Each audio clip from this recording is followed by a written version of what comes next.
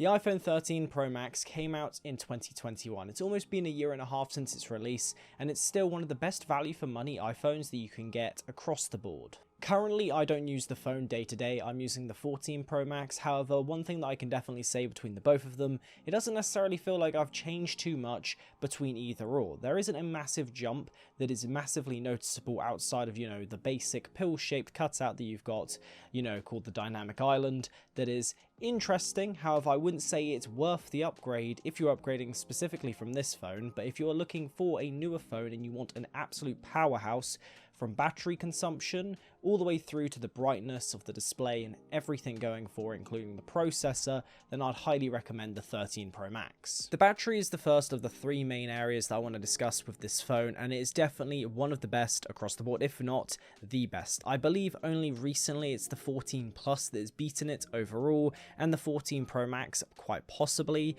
However, it's very, very slim, and even then, the 14 Pro Max with its always on display does end up very much taking a hit on its battery life. I've noticed that with my 14 Pro Max, I'm definitely unable to get, let's say, an entire 2 days worth out of it, whereas this phone here, I was able to get an entire weekend's worth out of it at one point.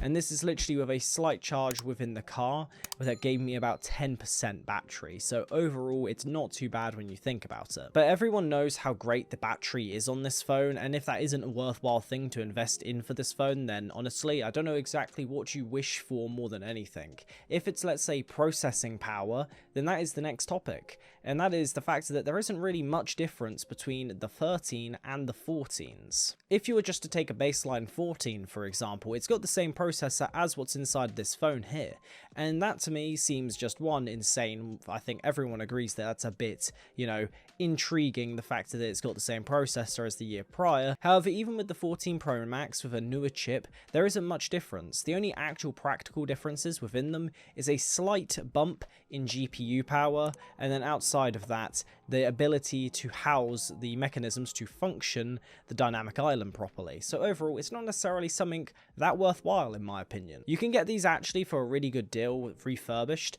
I've seen them online for I think about £700–800 refurbished, and overall that is great considering most iPhones, just baseline iPhones, brand new, will cost you about that much money, whereas you can get a 13 Pro Max that is an absolute powerhouse, still one of the best phones on the market all round from literally every angle that you can look at it, and is only £800. It's a great deal. And then you have the brightness of the display, which overall, I've got to say, the 14 Pro Max has got a brighter display slightly that I've noticed. However, again, it's not massive.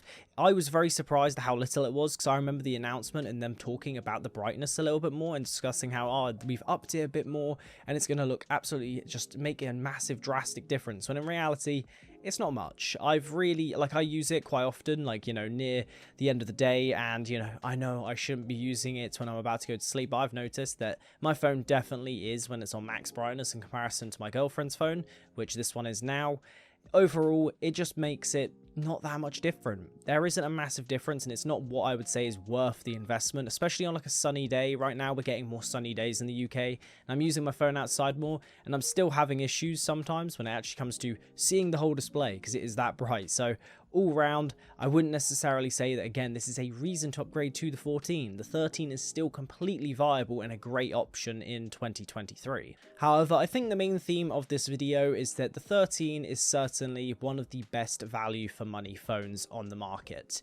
It doesn't really matter what you look at. If you wanted a 12, let's say, and you're upgrading from an iPhone X, I would just say go for a 13. If you were looking at the 14 and you're at a 12, I would still say go for a 13, because you're getting almost everything that you get with a 14 outside of the camera bump and a little bit of other things that you might care about in the Dynamic Island if you want it to be a bit more fancier.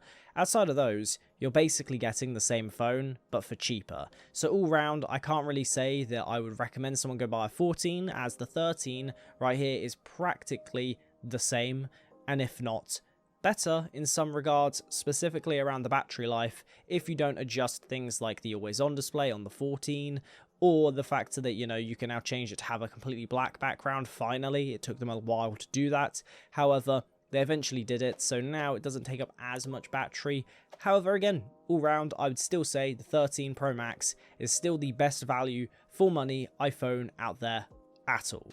Now, with that all being said, hopefully you guys enjoyed this video. I wanted to do a video discussing the 13 Pro Max as, in my opinion, it is the best all-round iPhone across the board, and I've obviously said that a few times in this video, but overall I have to say it because it is. Fundamentally, I can't tell people go for a 12, go for a 14, it has to be a 13. The 13 did so much when it came to marginal improvements that the 14 really struggled to improve it. So we'll definitely see if the 15 is able to top this phone in any way, as I do think that it will probably struggle in some regards because I don't know how they're going to optimize the battery life even more and bring us better things outside of, you know, maybe changing up the way the display looks. And then outside of that, giving us a more powerful iOS, iOS 17 instead, that ends up requiring a even beefier chip. So outside of that, I can't really see how they're going to replace this phone as currently, in my opinion, the king of iPhones overall. Anyway, if you guys did enjoy this video, make sure to leave a like, do subscribe, and I'll see you guys next week for another tech video. Have a good one.